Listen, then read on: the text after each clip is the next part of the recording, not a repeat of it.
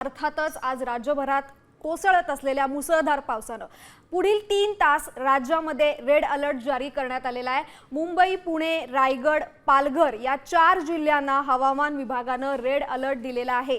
आज सकाळपासूनच या सगळ्या परिसरांमध्ये प्रचंड पाऊस आहे, त्याच्यामुळे मुंबईकरांनो पुढचे 3 तास अत्यंत महत्त्वाचे।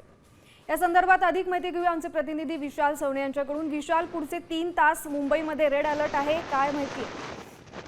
ठाणे, रायगड, पुणे आणि पालघरकरांसाठी आत्ताच्या घडीची सगळ्यात मोठी बातमी आहे।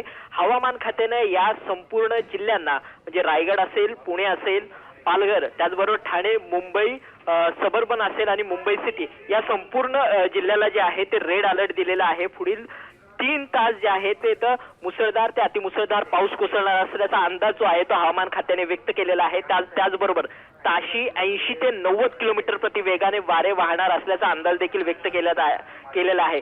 दरम्यान याच काळामध्ये साधारण 3:30च्या सुमारास हायटाईडची देखील वेळ दिलेली आहे। साधारण 4.12 मीटर उंचीच्या लाटा ज्या आहेत त्या उसळणार असल्याचा अंदाज व्यक्त केलेला गेलेला आहे।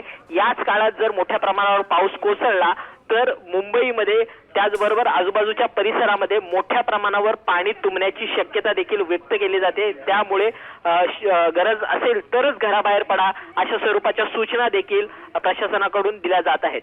नक्कीच विशाल, धन्यवाद तुम्ही दिलेल्या सविस्तर माहितीसाठी। अत्यंत महत्त्वाची बातमी आहे, मुंबईकरांसाठी पुढचे 3 तास रेड अलर्ट असणार आहे।